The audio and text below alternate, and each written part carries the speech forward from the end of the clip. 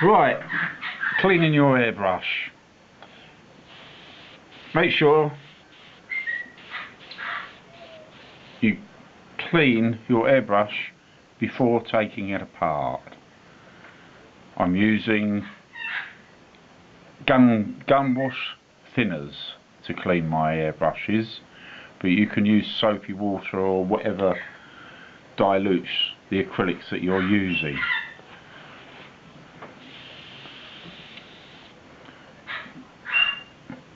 We'll blow out whatever we can. This is a fairly clean airbrush, so we haven't got too much work in cleaning residue out.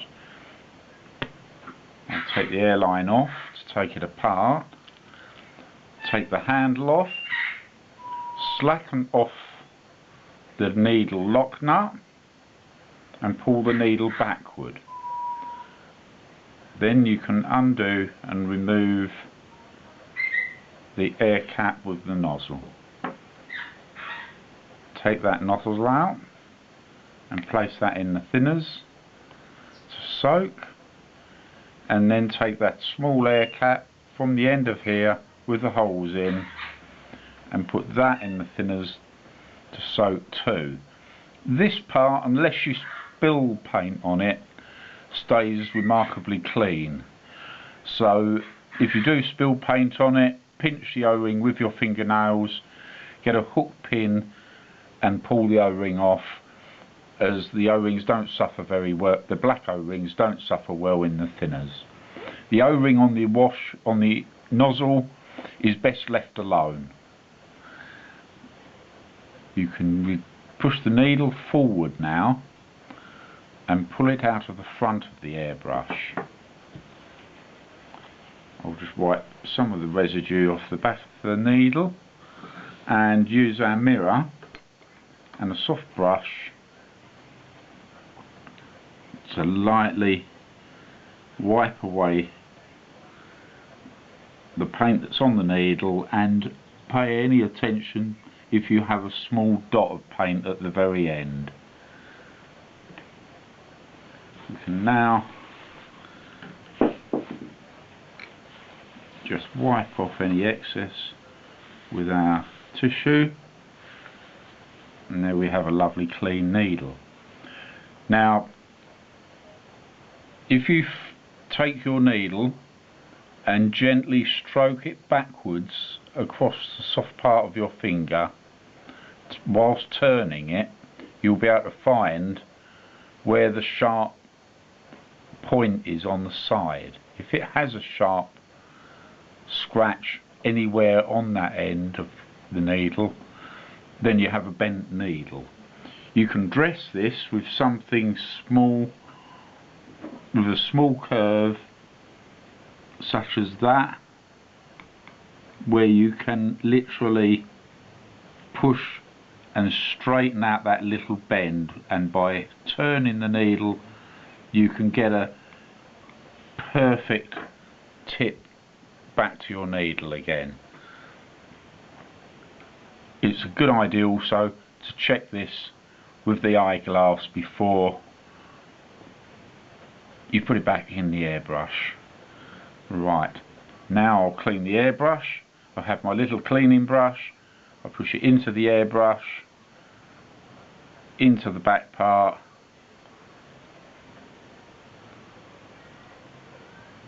making sure I don't tip it backwards. I keep the airbrush facing downward so that any of the cleaning fluid drains out of the bottom of the airbrush and doesn't flow straight back in to where the trigger and air valve assembly is. Right, there's that. We'll use a cotton bud to just clean the inside of the colour cup, and of course the front. In there, we will now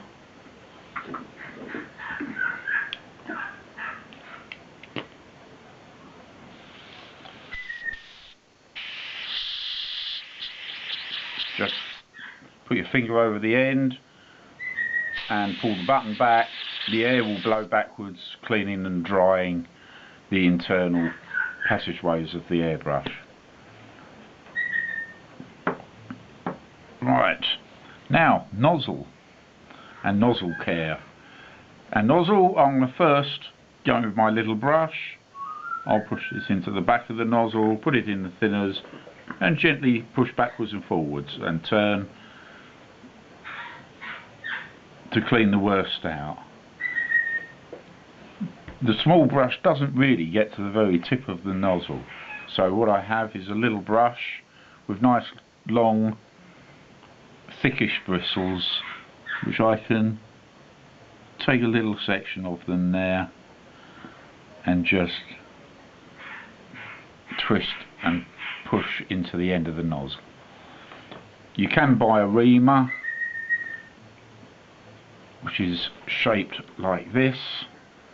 That can be placed inside the nozzle and very lightly just turned. This is very soft metal, so please try not to press or damage the point.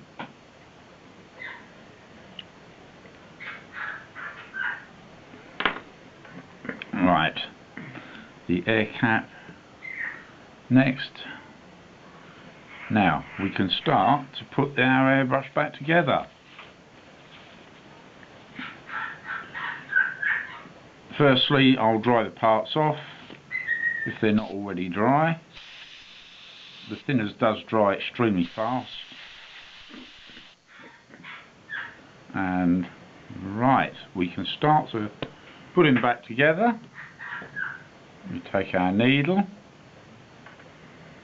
and replace from the front toward the back, and then pulling from the back until the point of the needle is just within the front of the colour cup.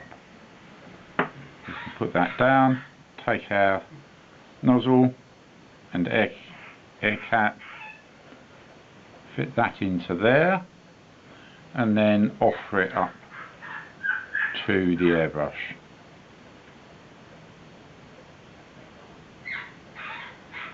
When you push your needle forward, you should feel almost a metallic tick as the needle touches the nozzle. If it's spongy, you know you've still got some contamination inside your nozzle. Handle on, and that's it. Airbrush ready to go.